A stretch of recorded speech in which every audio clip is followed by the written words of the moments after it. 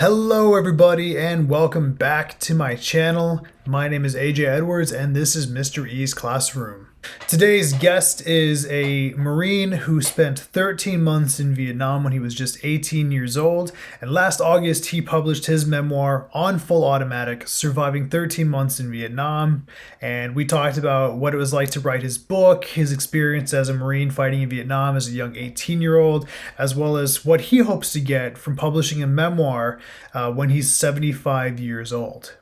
On Full Automatic is quickly becoming quite popular on Amazon. It is one of the Amazon bestsellers of best-selling memoir with over 1,000 five-star reviews on Amazon. It's available on Kindle Unlimited. You can buy it through Amazon. So without further ado, let's check out my interview with Bill on his book, On Full Automatic, Surviving 13 Months in Vietnam. All right, everybody. So I am here today with Bill Taylor. He is the author of On Full Automatic, Surviving 13 Months in Vietnam. Bill, it is awesome to finally connect with you. It's great to see you. How are you doing today, my friend? AJ, it's really great. I'm very glad to be on your podcast, and I'm looking forward to all the energy that you and I are going to have talking about Vietnam and whatever. So, yeah, I'm all excited. Yeah. So Bill, you published your memoir On Full Automatic. So it's the story of you when you were an 18-year-old young man. You were a Marine in 1st Battalion, 3rd Marines. So Bill, first off, congratulations on the success for your memoir. I mean, I read it. I couldn't put it down. It was something that I breezed through in a matter of days. And it was so captivating for me. And what I loved about your book is that, you know, it's a memoir, but you created almost a narrative out of it. And I love it because as an English and history teacher, I always tell my students that history is, you know, like you're saying hi to the stories, you know, history, hi story, but it's you're sharing the stories of people. And with your memoir, you shared your story, but you also you told it as a story. Like I can almost imagine myself being engrossed in like a novel. And I think that was one thing that really brought your story to life. And congratulations again. I mean, you're doing great with it, and it is well deserved. You know, I get a lot of emails, and I read the Amazon reviews, and everybody says they feel like that they were actually in Vietnam when they read the book, that they're with me on my tour and experiencing everything that I experienced. And so, you know, but I mean, as I wrote that book, there was a lot of tears. There was a lot of emotion going on because these are the things that are inside me that runs PTSD and my emotions and feelings. So, you know, when you have this combat experience and then you decide to sit down and actually write about, you know, what happened, I had to go through. And when you're writing a book, you just don't tell us that. You just say, oh, everybody was in a battle. You have to get those feelings back of what the fear that you had in you, and people actually trying to kill you, and the fear of in the middle of the night and they're going to overrun you, or the being trapped in a tree line and they're shooting at you and you can't move, and they're using you for bait to get everybody. And then at the end of the day, there's only 7 out of 50 left, and you're one of the 7. So it's like, what is this, a miracle? It's another miracle, you know what I mean? And to be trapped in the DMZ and then, but the book is not about that. The book is about going through Vietnam and having these experiences with the people, and you know, with what happened at that particular time. And my mindset, one thing about the book is that, you know, I start off as very naive, very totally in agreement with everything everybody told me about why the war is. And then as time's going on, I start to realize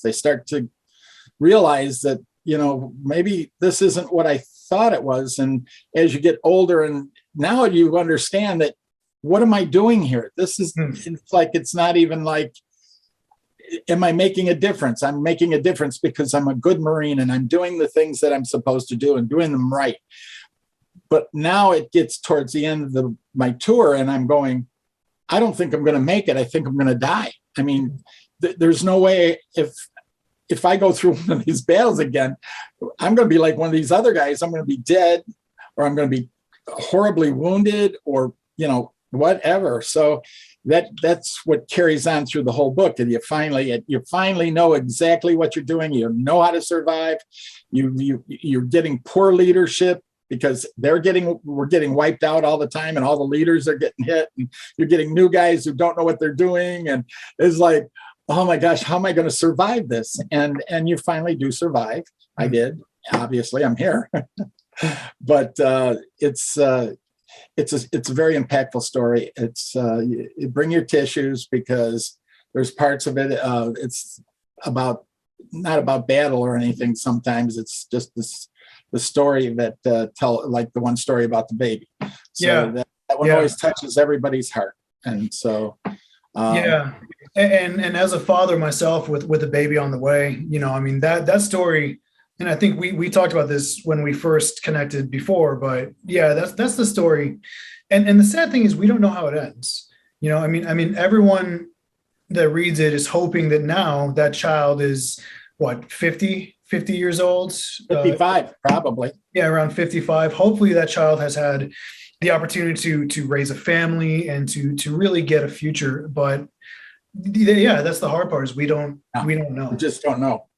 Right. But I'll tell you what, though, I don't want to give away too much, but what you did for that child, brother, I'll tell you what, that goes deeper than a lot of things that a lot of people would be willing to do in their lives. Yeah. So I respect you a lot for that. And it's something that I think really shows not just your warrior ethos, you as a Marine, as an infantryman, we're taught to train and kill, but then you have your heart and what you did and how you maintain that in you. It's beautiful. It's I don't want to say it's a beautiful story because it's real. Like, sometimes when you hear the word story, people think, oh, it's a fabrication, but right. And there's nothing really fabricated in the book. The only thing that could possibly be not accurate is not that particular month, that story, because you got to remember, this is so many years ago, to bring back all those memories and all those thoughts. And so I just tried to put the stories in the right place in the 13 months. And that's what basically it is. I'm taking people on my tour of Vietnam, and people are I'm getting so many great emails about people that are saying, I really never realized what you guys went through. I really never had any idea. And one guy it touched his heart so much that he said, my brother was overrun, and he was stabbed in the stomach with a bayonet, and he shot the guy. And my brother survived, and he came home. He became an alcoholic, and he died 5 years ago. I always wanted to know his story. And then I read your book, that part about being overrun. And I really got a sense of why my brother did not want to talk about it. Mm-hmm. I got you completed something for me that I've always wanted to know. And now I understand. I hear this all the time. And there's a lot of vets that are just saying that they read the book and they suddenly start talking again about the war. It brings up some stuff like, I've got to talk about this. Mm. And so they start talking to their families. And that's another a constant I'm hearing all the time, is that this book is healing people. And that's really is what touches my heart. Knowing that it touches other people's hearts, and that they're able to complete something that they haven't been able to do. Absolutely. So Bill, before your tour, I'm curious to know, like, how did you end up in Vietnam? Like, what process that got you there? Sure. Actually, so the process is, I'm graduating, probably C. I didn't realize I had some kind of an eye problem, that every time I started to read a book, it'd start doubling. Everything doubled on me, and I'd have to set the book down. I could never finish my homework assignments, and I just thought it was something. I was tired of, like my brain was tired and didn't want to continue. So my grades suffered tremendously from it, and I had to do something. I wanted a career somewhere, and I didn't know who to turn to. And I thought, if I went into the military, I might be able to get some kind of I love aviation. I would love to fix jets or fix helicopters. So, that's what I went in with, the intention of joining the Marines, the best that there was. At least that's what my friends were all telling me. And I said, I'm going to join the Marines. So the recruiter, he told me, he said, okay, I'll give you aviation, but, he said, you have to join for 4 years. Otherwise, they won't think you're serious. I could have joined for 2. And where'd I hear that before? Yeah. Hook, line, and sinker. I took 4 years. Yeah. I wanted to work on jets or helicopters or something. I wanted aviation. And so I went through the boot camp, and at the end of the boot camp, there's on the wall, there was, they post what outfit you're going to be going in and what your MOS, your military occupational specialty, will be. And I went and I had to get through all the guys, getting through everybody who's around. And I finally got up there, and it was all alphabetical, and I'm looking down for Taylor, and there's my name, and it says 0311, Basic Rifleman, Westpac Ground Forces, Vietnam. And I go, this can't be. So I asked for office hours, and I told the CO that there was a mistake made, and he said, well, no problem, just show me the orders. And I said, well, they were all sent home in that box. You had to strip down, totally naked, throw everything in a box and your papers and everything. And then they mailed it off. And I called my aunt at the house and where I mailed the box, and she said, there's no papers in there. And my name was a list of everybody with a big red arrow, said aviation. I remember it to this day, this big red arrow, and you're going to wanted to show them, and no aviation for me. So, Westpac Ground Forces. So I was on a plane, and next thing you know, I'm in Okinawa. Now, what am I doing in Okinawa? I was supposed to go to Vietnam. Well, they took 1st Battalion, 3rd Marines. They were one of the first battalions that landed in Da Nang, and they ran operations, and they got, whatever happened, they got finally they needed more men, they needed updated equipment. So they brought them to Okinawa, and then they brought all the new guys in. So there was a group of the old salts and the new guys, and we were going to be the new weapon to fight the North Vietnamese and the Viet Cong. We were Special Landing Force Alpha, and we were on the USS Okinawa. And the Duluth, the LPD Duluth was with us with the Amtraks. And we trained for about a month and a half. And then next thing you know, we're in Vietnam, the Special Landing Force. And the first operation was Beaver Cage. And they had 4 battalions closing in on an entire regiment of North Vietnamese. They were in the Quai San Valley, and they were going to get all their food, everything they needed, and the Marines were going to stop them. So they used us as we were the pincer, and we were coming up. All these other battalions were in the mountains going around. We were going to surround them, and well, it was so hot that it was unbearable. Guys were falling with heat stroke or heat exhaustion. We had like 86 guys with heat exhaustion in my company. And so, we had to stop and get water and refresh. They were taking guys up in helicopters and just cooling them down, flying them around and bringing them down just to get that, that heat exhaustion out of them. And, but that operation, that's one of the operations in the book. And another thing is I take you right into the battle. I don't bring you through boot camp. I don't take you in. I put you right into the battle. And that's what really a lot of people like that right off the bat, because most people don't do that. But anyway, that's how I joined the Marines. and Yeah. ended up in Vietnam. But yeah, so that's why I was curious though, because yeah, you do. It's kind of like you take us right to the Okinawa. Like I'm on a ship with you, like kind of the first time I meet you, and you're talking to the old salts, and you're one of the FNGs, and I remember one thing that stood out that you had mentioned earlier, and forgive me, I don't remember his name. Forgive me for that, but you're one. I think he was your either your section leader or your squad leader or your fire team leader. He's like, well, why are you in Vietnam? Why are we here? Oh, that's Wayne Pilgrim. And he was just one of the regular grunts. That's all. He was in my squad. Okay. And so, yeah, go ahead. But yeah, and I remember how you mentioned kind of that transitory nature of your story. Then you're the old salt. And mind you, you're what, maybe 19? I think you turned 19. I turned 19 in Okinawa, basically I was turning 19. But you've been through, you've grown up years in those short months. So when you are with the FNGs, and we're going to keep this clean. Look up, for those of you who want to know what an FNG is, or you're with the boots. We'll use the less derogatory term. You're at the boots, but you're asking that, that transition, like you see that transition where you became an old man. Right. But you're at the time, PFC Lance Corporal, E2, E3, talking to, E1s, E2s, but like that growth.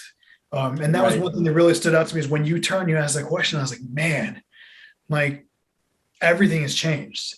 It's an amazing thing. So what I'm curious about, so I talked to my friend Mike Baldridge. He wrote a memoir from when him and I were in Iraq together. Then he went to Marine Special Operations Command. He wrote a wonderful book. If you have time to read it, it's called Barbarous Hearts. But so he was in Afghanistan back in 11 and 12. So when you think about it, that's less than 10 years from now. He wrote his book. You wrote your book 50 years after the fact, more than 50 years after the fact. Right. So it takes that long from you have to realize we came back and this country was going crazy. In the 60s, there was the Martin Luther King was assassinated. When I came back, the PTSD was hitting me. People were not happy with us in the airports. They'd call us baby killers. I mean, if you had a uniform on, it wasn't unusual to have that happen. It was usually the college students. It was the young people that were, so aggressively against the military. Although when you read my book, you find out that all I am is just I'm one of the servicemen, and I'm just here to help America. I'm not here to, be a baby killer or anything like that. I mean, that's not what my job was. I'm curious to know your writing process, bringing back something from so long ago. Well, it starts back when I was just like a teenager. I asked my dad what it was like. He was with Patton, and he went through Belgium, and he was in the Battle of the Bulge, and I wanted to hear the stories. I wanted to hear what he had to say. And he would always say, you don't want to know. You don't want to know. You don't want to know any of this. It's don't worry about it. Just forget, don't even, it's nothing I want to talk about, or, and it always touched me that I really wanted to know. And so, I ended up joining the Marines with the thoughts of, John Wayne and all that other stuff. And then I went through the experience and all the trauma that goes on inside you. But I always knew when I had children, and they came up to me one day and said, so what was it like in Vietnam? Now, what was I going to do? Was I going to tell the story, or was I going to back off like my dad? Well, the instinct is to back off like my dad, but I didn't. And I started telling stories. And that's when I realized that I needed to start writing this stuff down, because I want to write a book. Now that goes back many, many, many years. So I got an envelope, and I kept on writing the stories as I would recall. Oh yeah, that one, and put that story in there. It was always something that was with me for many, many, many years. And then finally, I started actually thinking about, telling people, I'm going to write this book. I'm going to write this book. And then somebody, I don't know who it was, somebody that I really liked, came up to me and said, so when are you going to write this damn story? Mhm. And that's when I said, I'm going to start writing it now. And that's what I did. And that was 3 years ago, 3.5 years ago now. And I started writing stories, just the stories. And then next thing you know, I decided, you know what? I got to put these stories in some kind of context. I'm going to do the 13 months. So then I started writing the stories and putting them in places where they would go. And then, of course, you rewrite and rewrite and rewrite. The original manuscript was 140,000 words. And when I went to a professional editor with my final product, she told me, she said, Bill, it really shouldn't be more than 100,000. The reason being is it's just too big, especially if you put pictures in it. It's going to cost so much that people are not going to want to buy it. And so I cut that 40,000 words out. I got it down to 97,500. And I'm very proud of what it is right now, because it is a work of art right now, as far as I'm concerned. It's but that's the story behind. And as a matter of fact, there's another little tidbit in there. So my kids were young, and I got a phone call, and it was from a guy. He gets me on the line. Says, "Are you Bill Taylor?" I go, "Yeah." He says, "Were you with 1st Battalion, 3rd Marines?" "Oh, were you in the Marines?" And I go, "Yeah." He says, "Were you in Vietnam?" "Yeah." "Were you with 1st Battalion, 3rd Marines Charlie Company in Vietnam?" I go, "Who is this?" "Yes." My name is Joe Klein, and I'm writing a story for Rolling Stone magazine, and it's about a guy. Do you know the name Gary Cooper? And I go, "Yeah, he was with me in Vietnam. He was in my platoon." He says, "Well, do you mind if I'm in New York right now." He says, "How about if I come out and interview you?" And so he came out to my house and interviewed me. Joe Klein was managing editor, I believe, of Time magazine. Mm-hmm. And also he wrote several good books. He also wrote that book about Clinton, Primary Colors. And so he became an author himself. And I asked him back then if he would be interested in writing my book. And he said no, he would take a pass on it. So anyway, he wrote a book. So there's 5 stories, about 5 of us. It takes us into one battle that we were all in, and then brings us home. And his book is about PTSD. Mm. So Payback, 5 Marines after Vietnam. That's the name of his book. Okay. So I'm in that book. I'll put a picture up too for everyone. So we'll give him a shout out as well. Yeah, great. And so yeah, it's been a crazy journey, that's for sure. So that leads me up to my next question that you've kind of already answered, but I'm curious to know. It's 2022. You're a 75-year-old grandfather. A lot of the old salts before you, the World War II vets are gone, and the world has moved forward. But why do you feel that now was the time to really release your story? Well, first of all, it's something inside me. Mm-hmm. So it's about history. Mm. You wouldn't know what happened in the Civil War if it wasn't for the soldiers writing home to their wives, telling them about the battles and what was going on. Yes, you wouldn't know. And so I needed to get this out for history. I wanted people to know what we did, because I hadn't seen anything that really touched what we went through. I see stories in some of the movies. Who hits it pretty good is Platoon, and we were soldiers. But that battle that Mel Gibson did, and we were soldiers, that was just one battle. We went through battle after battle after battle, and the Mel Gibsons in our outfit were wounded and killed. So all of these people are wounded and killed, and now you're getting different leaders. So what I'm saying is, the books that the history has to know what we did over there. And I tried to put it in such a terms that for the history books, people will know what we did as far as the Marines. And I know the Army, they fought, they died, the Air Force, the Navy, all the different men. They were tragically wounded, and they came home. And I know Vietnamese people that are here that appreciate what we did, that they now can live in freedom.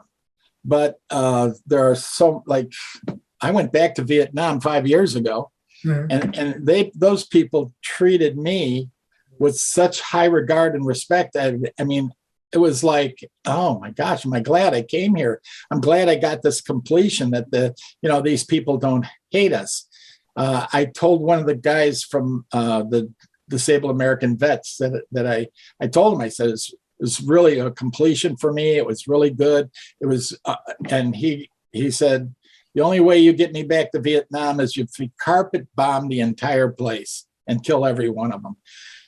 That's what's going on in a lot of guys. I mean, they are so traumatized by what happened. So many people were killed, and there were so many, they didn't capture anybody. They killed everybody. You don't see the numbers of captured people, because they captured them, but they eventually killed them. Now the pilots over North Vietnam, they put them at the Hanoi Hilton. Of course, they were tortured and everything, but they're still alive. But in my context of what I was doing, the soldiers, if you were captured, you were killed. They would try to get information from you and torture you and then kill you. It was, you're not welcome here. And I understand, I wouldn't want people coming here either, just trying to take over America. You'd have a lot of people that would be fighting, let me tell you. I think it's something too that people need to realize is the one thing that I think you did a good job of is you talked about the fragility of the situation. People imagine, when they think about the Vietnam War and when they think about war in general, they imagine World War II, World War I, uniformed soldier fighting uniformed soldier. I can tell who is a Nazi because they wear the gray uniform. I can tell who's a civilian because they're not wearing a gray uniform.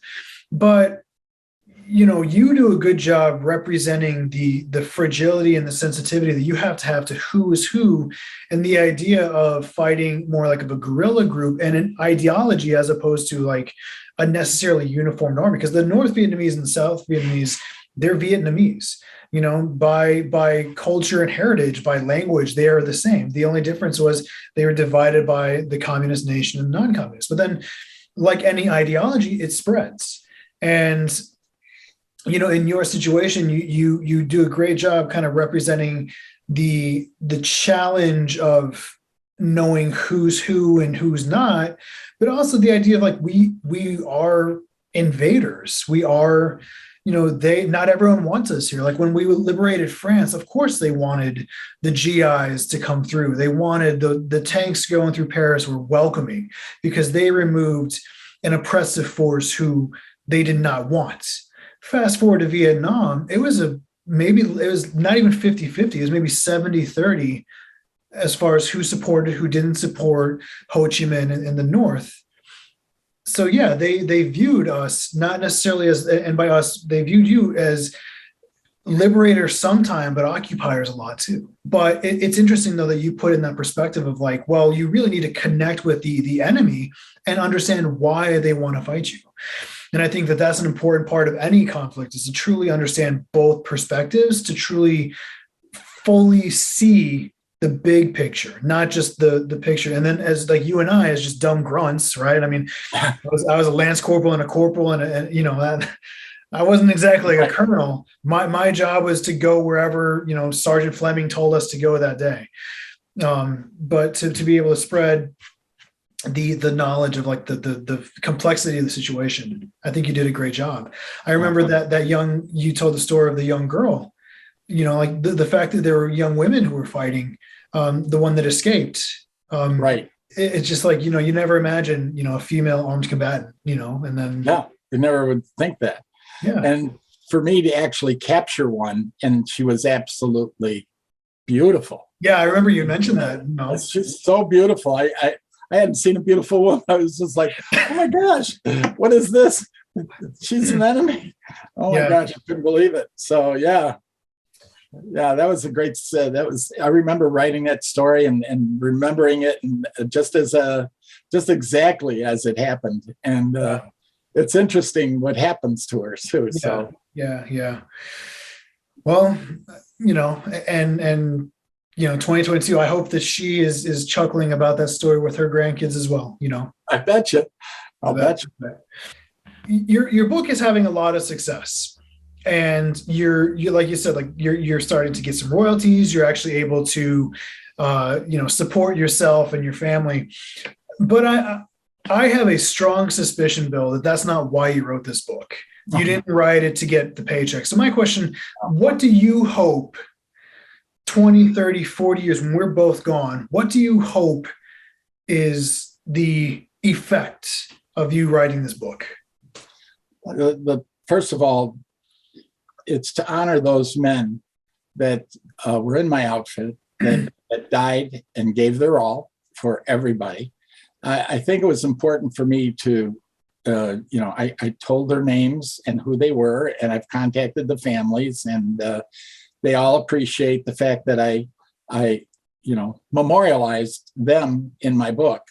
There are some names that I couldn't remember the people's names, and there was a couple of names, even if I did, I would have changed it because they didn't deserve what some of the things I've said were very critical towards the individuals for obvious reasons. And I wouldn't have wanted to have their names actually. But by the way, a lot of people shared their stories with me. And one of the editors actually told me that I needed to, like if I'm in this part of the battle and this part of the battle is going on, how do I know what's going on there? If I'm talking about the battle and as a whole, how does the reader understand you're here, you're right here? How did you know what's going on? So, I had to learn so much on how to actually make this book so real that I got the stories from these people. And then I was able to say, and then I learned later that, and then I would talk about what was actually happening then. Mm-hmm. So in other words, it's for these people that told me their stories also. The book was written for those families, for myself, for my family to say, this is what I did. This was, also to get it off my chest. But I think the big thing is for history's sake, that down the line, people will wonder, what happened in Vietnam? What was it like? And people are going to be able to turn to my book. And I think this book is going to be like one of the great stories of the Vietnam War. It feels like it to me because of things people are writing me constantly. I mean, they're saying so many wonderful things, and it makes me feel like even people who've never been to Vietnam are saying this book. People are going to be looking at this book as like what happened in the past. So you're talking about 20 years later. I'm talking 100 years later. When people come and they want to know, like we look back at the Civil War, we look back at World War II, all these things that have happened in America in our past. I want people to know what happened and what the Marines did, and that's I think I honored the Marine Corps. I honored America and what we were fighting for, and I gave a good analogy of what we were thinking during the Vietnam War. And I think that'll people will read that and really truly understand, what was going on and why the people were against the war, and why some of the soldiers came back and were against the war. I mean, the book tells the whole story, and that's why it took 3.5 years to write it. It did, and it's only been out now since the published date is July, but it really didn't get going until August. Mm-hmm. And so we're only talking, 7 months the book has been out, and already 2.5 million pages have been read on a Kindle Unlimited. Yeah. That's unbelievable. So what's next for old Bill Taylor? Well, I'm gonna continue to do this, promote this book. I'm also thinking about doing a screenplay with this book. That's one of my thoughts right now. And I'm having a lot of people say that who's going to play me in the movie, because a lot of people say they see this as a movie. I see it as a movie someday in the future, and I think a screenplay could get some real movement going in that direction. So, by the way, anybody can write if you put your heart into it and you get on the internet. With the internet, you just learn everything. Mm-hmm. And I think that it's just like anything else. I think anybody can be a writer if they put their heart and soul. If you ever thought that I would even consider a screenplay, that would have been, someone would be laughing at me right now. If it was 10 years ago. But, I just decided that, I'm going to do it. And when you get that in your head and you get that desire, and you really, I asked people to read my manuscript, and people were going, oh my God, this is going to make a great book. Mm-hmm. Well, I want to know, did you tell me what's wrong with it? I want criticism. I want to know what I'm doing wrong. And, I get a little bit here and there, but other than that, it's been a long journey, and I'm very happy to have gone this route and done this. Well, so I want you to have nothing but the best of luck and the best of success moving forward. But there's one thing that I really wanted to do, and forgive me if this is kind of cheesy, but one thing that I've always told myself, and I learned this a long time ago. My mother and some of my family taught me this as well. But there's one thing that I was always told whenever I meet a veteran from the Vietnam War, especially a fellow Marine. I want to say from the bottom of my heart and from the bottom of my family's hearts, welcome home. I think that's one thing that you guys never got. So I want to tell you, welcome home. And I hope that all these years that have passed, I hope you felt nothing but welcome being home. So, well, I can tell you that I hear it all the time now, and it touches my heart every time I hear it, because of what I had to go through back then. And it's just like the country hates you. That's what it feels like. That's why the book didn't get written, and that's why I put my uniform away and no one would want to talk about it. And you were actually embarrassed to be, talking about the war, let alone the trauma of everything that's going on in your life. And, you're trying to make ends meet. You can't find a job. And, but to hear that from someone like you, it really touches my heart, and I appreciate it. Thank you very much. Thank you. So, Bill, if people want to get a hold of you, and I'll include this in the description of the video, but how do we get a hold of you? Okay, well, you can always email me at wv, as in Vincent, Taylor, Taylor, at gmail.com. And that's probably one of the best ways to get a hold of me.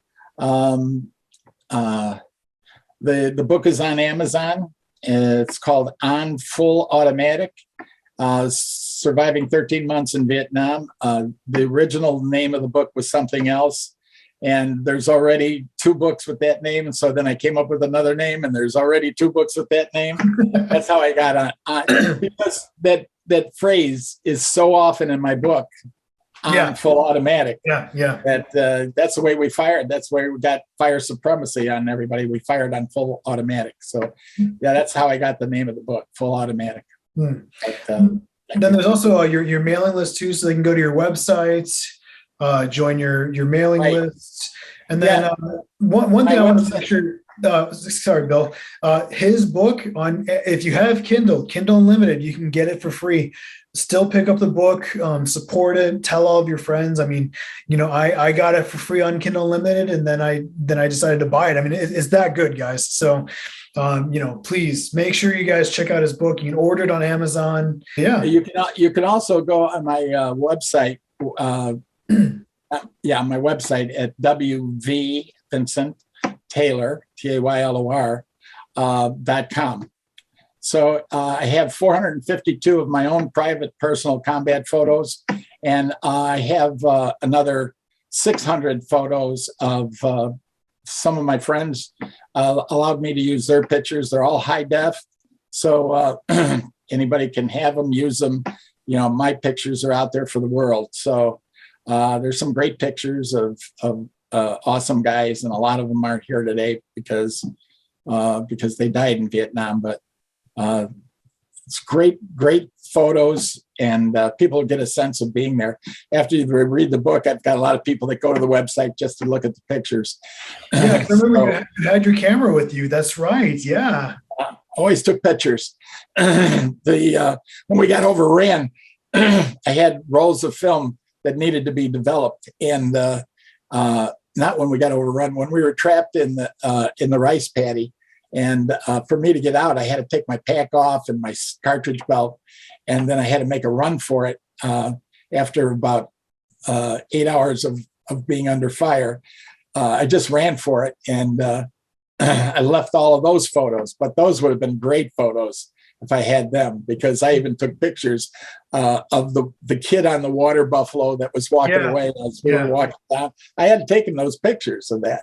So, there's this crazy kid, 19-year-old kid. Yeah, you're going to take pictures. Here I am on, what was that magazine? What was the name of the magazine that had the Africa and all the National Geographic? National Geographic, right? So there's Bill Taylor on his National Geographic tour of Vietnam. Next vacation, come and visit beautiful. I can see like the shooting coaches used to wear, like the safari hats, And so, well, hey, Bill, thank you so much again, ladies and gentlemen. This has been Bill Taylor. He wrote On Full Automatic: Surviving 13 Years in Vietnam. Pick up his book on Amazon. Or look it up on Kindle Unlimited. Leave a review. Check him out on his website, wvtaylor.com. But thank you again for contributing such a wonderful piece of art to the literary world. And I hope that it continues to serve the great purpose of informing and keeping history alive. And again, let's I just want to thank you so much. It's a great read, and it's a story that needs to be told. So thank you for joining. Thank you. It was a pleasure. So there you have it, ladies and gentlemen. That was my interview with Bill Taylor about his book, On Full Automatic: Surviving 13 Months in Vietnam. It was a wonderful experience being able to talk to Bill. He's just such a great character, not only when he tells his stories about his service in the military, but just in general, he's just an all-around great guy. So I'm very honored to have had the opportunity to sit down and talk with him, and I hope that you enjoyed it as much as I did. So as always, if you like this video, please like, comment, and subscribe if you're new. Spread the word. Make sure you guys go check out his website, wvtaylor.com. Check out his book On Full Automatic. It's a really awesome text. It's great for anyone who's interested in the Vietnam War, any history buff, any veteran. As a veteran of Iraq and Afghanistan, I resonate and connected very well with him and the story of the men he's served along with.